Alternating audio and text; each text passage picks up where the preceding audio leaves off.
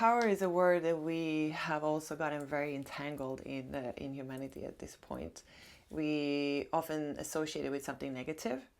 You can feel into it yourself when I say the word power. What is your relationship to it? Is that something you have an aversion against, or you judge it in some way, or is it something that you're like, oh, I like power, I want that?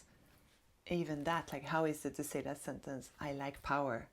It means, in our way of understanding this world today, something dark or bad or negative for most of us. Because what we have associated with power today is a shadowy power. It's a power that comes from lack. It's a power that comes from separation. So it doesn't feel good when we think about power, as long as the power is the same, comes from separation. So for example, power over others in a hierarchy, right? The one at the top has power over the others. And it can also be power that we gain from something, from a certain means. It could be from money, from status, from material things. It means that I am gaining power from having something. So these are not the kind of power that I want for women. I don't want that for anyone. I don't think it's good for anyone.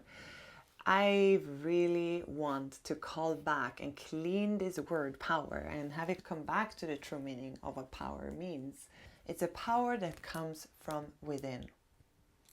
This is a true power and the real meaning of this word. If you think about it, power is also the same as electricity. You know, the power that powers everything up. It's a force. It's the same force that runs in you, that runs in me, and in all living things. That same power. That means it's not based on separation, right? You can see that it's based on oneness, on connectedness. It's a force that powers us all up, and gives us this life, and gives us our power. So in our bodies, that will be the fire element, the spirit, the ignition, the things that makes this avatar have aliveness, right? That makes sense. And what if I told you that you could have more or less of this force? If there was a way to kind of access more of it, that means having more power with this definition, right? But not power over and not power from separation, just more force that runs through your body, more aliveness, more capacity, more light running through your body. How to get more power in yourself, more life force. It is a very simple formula and it's unique for each and every one of us. So it's not the same for me and for you. And so therefore, I cannot give you a specific step-by-step what to do. But I have a code. To reach this, through that code, you can unlock it within yourself and discover your own way there. Each and every one of us is both a soul and a human. We are not one or the other. We are both and. And that combination creates a specific blueprint that is you. Each and every one of us has its own unique energy blueprint. The way that our frequency and our life force is running through us and how it wants to express through us. And that is the divine in each and every one of us. So there is a certain way, when I learn to listen to my body and my soul, there's a certain way that I can feel into what feels right for me any moment to moment. It is not what is the best according to some outside recommendation, self-help book or coach.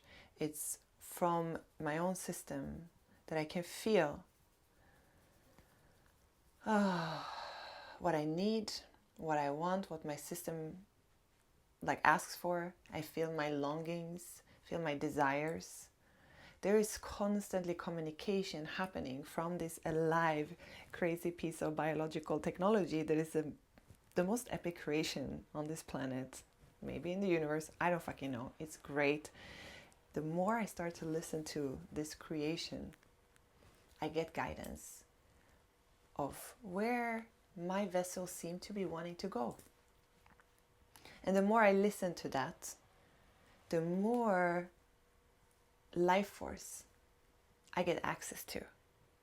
Hearing and listening, sensing what it's telling me. And if I move in that direction, life seems to flow easier and I have more energy to meet life with.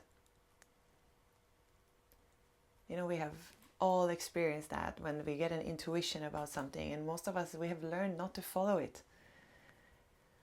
And I think we all have had experience of wishing that we did. So I'm basically proposing here the idea that the more you listen to your truth inside, the more power, the more life force you will have, the more life will flow through you, and the more life will support you and meet you halfway. It is basically the imprint of your soul's path. There is a path that is uniquely yours, and you can start following the breadcrumbs by listening and discerning in your own body what is the truth for you right now. What is a question I really use here for myself is also asking myself, what is the next right thing to do, moment to moment? Because we are not here to have the full plan. We are not here to see exactly where we're going. This is an adventure, and we are creating it from moment to moment. What we can most of the time have access to, though, is what is the next right thing for me to do. Just the next right thing. It also eliminates right away things like competition and comparison. I'm not saying that they wouldn't exist fully, they come up, blossom up, but like if we all know and move from this truth that each and every one is completely unique, and the more we kind of nourish that uniqueness that is us, the more I find my alignment, the more life force I have, the more on my purpose I will be. That means that everyone else should do the same, right? That uniqueness and that uniqueness looks very different than me. None of us are the same. So it would be the analogy of like a bouquet of flowers. There's completely unique flowers, and the flowers are not comparing themselves to each other. It's just allowing each flower to blossom and be exactly what that flower is, and admiring that beauty for what it is. And that will give us such a rich world, wouldn't it? Of unique expressions of the divine.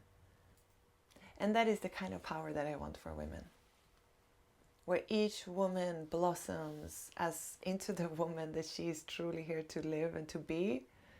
It's not a goal, it's who she is already on the inside. It's like, just allowing that to come out, liberating our truth, our expression and our creation, our heart. And letting everyone else do the same. And just admiring each other's truth and beauty and uniqueness. And that is how we can have power within ourselves and still be connected in unity. We don't need to stay in the old paradigm of power through separation. We can have power together. We are powerful together. This is how the world changed. That is the shift that we're here for. This is how we come out of separation and into unity.